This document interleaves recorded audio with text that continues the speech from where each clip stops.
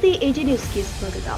ಮಾಜಿ ಸೈನಿಕರ ಹಿತರಕ್ಷಣೆಗಾಗಿ ಪ್ರತಿ ಗ್ರಾಮಗಳಲ್ಲಿಯೂ ಕೂಡ ಕೇಂದ್ರ ಹಾಗೂ ರಾಜ್ಯ ಸರ್ಕಾರಗಳು ಸೈನಿಕರ ಭವನ ನಿರ್ಮಿಸಲಿ. ಪತ್ರಕರ್ತ ಹಾಗೂ ಹೋರಾಟಗಾರ ಬಸವರಾಜ್ ಆಗ್ರಹ.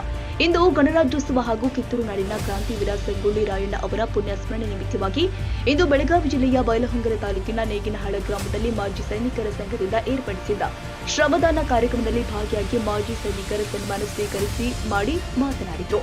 ಪತ್ರಕರ್ತ ಹಾಗೂ ಹೋರಾಟಗಾರ ಬಸವರಾಜ್ ಅವರು ಮಾಜಿ ಸೈನಿಕರು ಹಾಗೂ ಕುಟುಂಬದವರ ಹಿತರಕ್ಷಣಾ ದೃಷ್ಟಿಯಿಂದ ಕೇಂದ್ರ ಸರ್ಕಾರ ಹಾಗೂ ರಾಜ್ಯ ಸರ್ಕಾರಗಳು ಪ್ರತಿ ಗ್ರಾಮದಲ್ಲೂ ಸೈನಿಕರ ಭವನ ನಿರ್ಮಾಣ ಮಾಡಬೇಕು ಅಂತ ಅಭಿಪ್ರಾಯಪಟ್ಟಿದ್ದಾರೆ.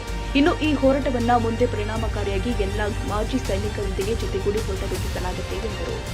ಮತ್ತು ನಮ್ಮ ಕ್ರಾಂತಿ ನೆಲ ಕಿತ್ತೂರು ನಾಡಿನ ವೀರ ಸಂಗೊಳ್ಳಿ ರಾಯಣ್ಣಯವರ ಒಂದು ರೀತಿ ಪುಣ್ಯ ಸ್ಮರಣೆಯ ದಿನಕ್ಕೆ ಶುಭಾಶಯಗಳನ್ನು ಸಲ್ಲಿಸುತ್ತಾ, ವಿಶೇಷವಾಗಿ ಇವತ್ತು ನಾನು ಆಕಸ್ಮಿಕವಾಗಿ ಒಂದು ರೀತಿ ಬೆಳಗಾವಿ ಜಿಲ್ಲೆಯ ಕಿತ್ತೂರು ತಾಲೂಕಿನ ನೇಗಿನಹಾಳ ಗ್ರಾಮಕ್ಕೆ ಬಂದಿದ್ದೆ. ಇಲ್ಲಿರ್ತಕ್ಕಂಥ ಎಲ್ಲ ಮಾಜಿ ಸೈನಿಕರೆಲ್ಲ ಸೇರಿ ಒಂದು ರೀತಿ ವಿಭಿನ್ನವಾಗಿ ಮಾದರಿಯಾಗಿ ಒಂದು ರೀತಿ ಸ್ಮಶಾನನ ಸಂರಕ್ಷಣೆ ಮಾಡೋದ್ರ ಜೊತೆಗೆ ಸ್ವಚ್ಛತೆ ಮಾಡ್ತಕ್ಕಂಥ ಕೆಲಸ ಮಾಡಿದ್ರು. ಇಂಥ ಸಂದರ್ಭದಲ್ಲಿ ನನಗೊಂದು ಚಿಂತನೆ ಬಂತು. ದೇಶ ಕಾಯ್ತಕ್ಕಂಥ ಒಂದು ರೀತಿ ನಮ್ಮ ಎಲ್ಲ ಪ್ರತಿಯೊಬ್ಬ ಸಾರ್ವಜನಿಕರು ನಾಗರಿಕರನ್ನ ಸಂರಕ್ಷಣೆ ಮಾಡಿ ಆ ಗಡಿ ಪ್ರದೇಶಗಳಲ್ಲಿ ತನ್ನ ಕುಟುಂಬದ ಹಿತಾಸಕ್ತಿ, ತನ್ನ ಆರೋಗ್ಯದ ಹಿತಾಸಕ್ತಿ ಎಲ್ಲ ಬದಿಗೊತ್ತು ಜೀವದ ಹಂಗು ತೊರೆದು ಒಂದು ರೀತಿ ಸೇವೆ ಸಲ್ಲಿಸಿ ದೇಶವನ್ನ ಉಳಿಸಿರ್ತಕ್ಕಂಥ ಕೀರ್ತಿ ಈಗೇನು ನಿಂತಿದ್ದೀರಲ್ಲ ಇವ್ರಿಗೆ ಬರುತ್ತೆ. ಇವರೇ ನಮ್ಮ ಮಾಜಿ ಸೈನಿಕರು.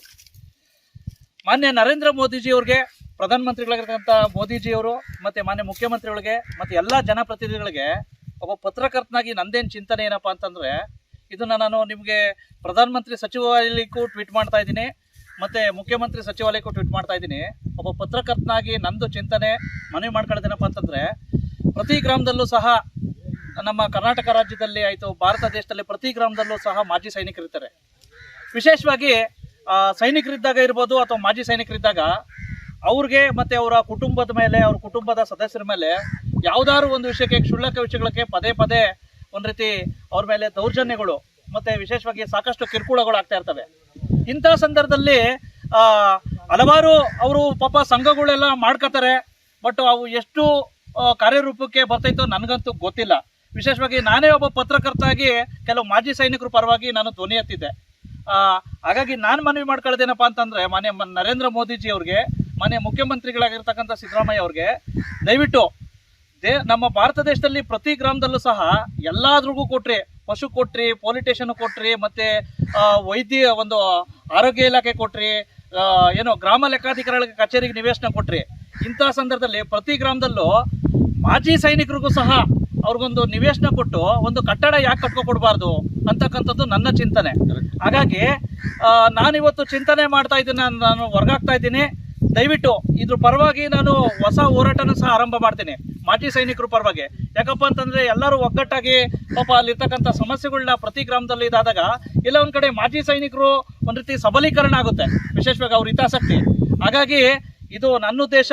ಹಾಗಾಗಿ ನಾನು ಸಹ ಒಂದು ರೀತಿ ಇದಕ್ಕೆ ಒಂದು ರೀತಿ ಸಪೋರ್ಟ್ ಮಾಡ್ತಾ, ದಯವಿಟ್ಟು ಸರ್ಕಾರ ಮತ್ತು ಕೇಂದ್ರ ಸರ್ಕಾರ ಇದ್ರ ಕಡೆ ಚಿಂತನೆ ಮಾಡಿ ಪ್ರತಿ ಗ್ರಾಮದಲ್ಲೂ ಸಹ ಒಂದು ರೀತಿ ಮಾಜಿ ಸೈನಿಕರಿಗೆ ಒಂದು ರೀತಿ ನಿವೇಶನ ಕೊಟ್ಟು ಒಂದು ಮಾಜಿ ಸೈನಿಕರ ಭವನ ಅಂತ ಹೇಳ್ಬಿಟ್ಟು ಮಾಡಬೇಕು. ಯಾಕಪ್ಪ ಅಂದ್ರೆ ಅವ್ರು ಕೊಡ್ತಕ್ಕಂಥ ಗೌರವನೂ ಆಗುತ್ತೆ, ಒಂದು ರೀತಿ ಅವ್ರಿಗೆ ಕೊಟ್ಟಿರ್ತಕ್ಕಂಥ ಒಂದು ರೀತಿ ಅತ್ಯುನ್ನತ ಒಂದು ರೀತಿ ಸೇವೆನೇ ಆಗುತ್ತೆ. ಮತ್ತು ಅವ್ರಿಗೆ ಏನಾದ್ರು ತೊಂದರೆ ಆದರೆ ಆ ಒಂದು ಸಭಾಭವನದಲ್ಲಿ ಕೂತ್ಕೊಂಡು ಚರ್ಚೆ ಮಾಡಲಿಕ್ಕೆ ಒಂದು ರೀತಿ ಆಗ್ತೈತೆ ಪ್ರತಿ ಗ್ರಾಮದಲ್ಲೂ. ಹಾಗಾಗಿ ದಯವಿಟ್ಟು ನನ್ನ ಮನವಿನ ಪುರಸ್ಕಾರ ಮಾಡಬೇಕು. ಯಾರಾದರೂ ಜನಪ್ರತಿನಿಧಿಗಳು ಮತ್ತು ಸಂಸದರು ಏನು ಅಧಿವೇಶನದಲ್ಲಿ ಮತ್ತು ವಿಶೇಷವಾಗಿ ಸಂಸತ್ ಅಧಿವೇಶನದಲ್ಲಿ ದಯವಿಟ್ಟು ಇದ್ರ ಬಗ್ಗೆ ಚಿಂತನೆ ಮಾಡಿ ಇದ್ರ ಬಗ್ಗೆ ಧ್ವನಿ ಎತ್ತಬೇಕು ಅಂತ ಹೇಳ್ಬಿಟ್ಟು ಈ ಸಂದರ್ಭದಲ್ಲಿ ನಾನು ಒಬ್ಬ ಪತ್ರಕರ್ತನಾಗಿ ರಾಜ್ಯಾದ್ಯಂತ ಇರ್ತಕ್ಕಂಥ ಎಲ್ಲ ಮಾಜಿ ಸೈನಿಕರ ಪರವಾಗಿ ನಾನು ಮನವಿ ಮಾಡ್ಕೊಳ್ತೇನೆ. ನಮಸ್ಕಾರ, ಥ್ಯಾಂಕ್ ಯು.